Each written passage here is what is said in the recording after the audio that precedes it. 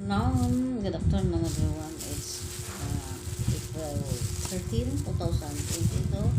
So, pero init ngayon sa Pilipinas. Guys, ito na ang aking pang snack. Ito, cookies and cream shake. At saging. Cookies and cream and saging. Ay, yummy, yummy. It's really yummy. Banana with cookies and cream shake. This is a shake, guys. Let's eat, everyone.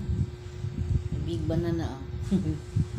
One piece of banana and cookies and cream shake.